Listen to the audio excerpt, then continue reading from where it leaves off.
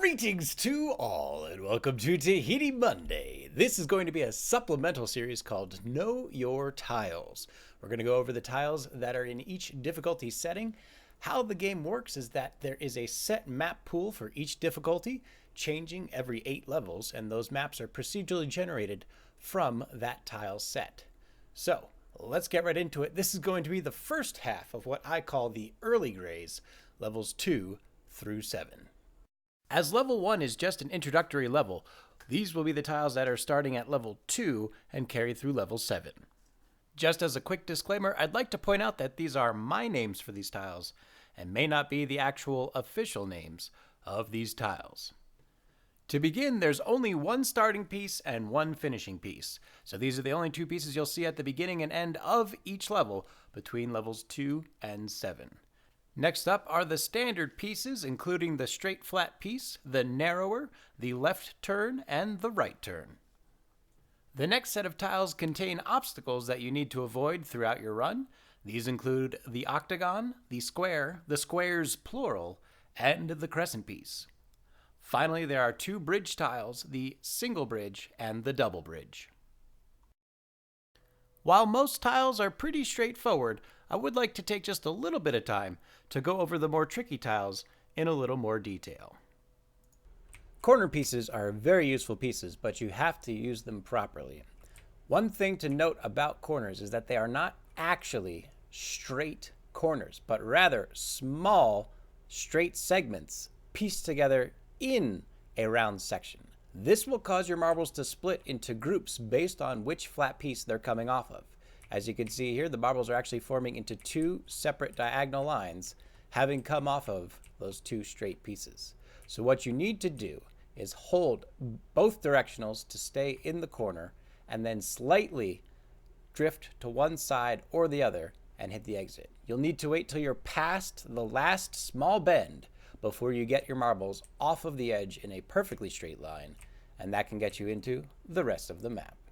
To those of you just beginning on your tilting adventure, you might see crescents as a problem. They snag marbles on the corner, and you just can't get past them. They keep breaking up your marbs, and everything goes wrong, and they're just annoying, in your way, slowing you down. But trust me, ladies and gentlemen, the crescent is your friend. No matter how bad your scatter is, no matter how horrible you're tilting, no matter how over the place you might be, a crescent will save you. Second thing you need to know about crescents is how to get out of them.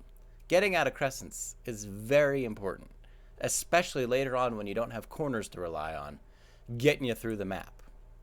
So I'm going to show you quickly how you're going to be able to get through on a crescent. Get your marbles down to the crescent, let go of the keyboard. Just let the marbles do their thing. They'll line up. Have faith. You gotta believe. It's very important in tilting to believe.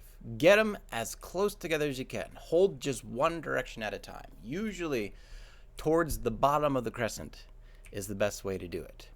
Then all you need to do, hold long enough to get some momentum, and then again let go of the keys. The board will correct flat and the marbles will peel out in a straight line, just like the ones heading for my head right now. And voila, without a corner, you have regained your marbles into a corner, ready to get through the rest of the level without any scatter. One of the more annoying pieces you'll come across, even in the early levels, are the squares. Squares will continue to be a problem for the majority of your tilted run. There is a good line in the left or right hand side, 2 stripes wide, that you can get straight through on the squares. You want to practice this as early as possible, as the sidewalls on these pieces disappear very quickly as the difficulties increase. Just as I said before, do be careful of that scatter when you clip an edge. These scatters to your marbles can be absolutely deadly, very hard to recover from, and peeling is incredibly difficult without those sidewalls and corners to utilize. And that is how I do it. This has been the Early Grays Know Your Tiles, levels 2 through 7. Stay tuned for the next episode coming up, which will be levels 8 through 15, the second half of the Early Grays.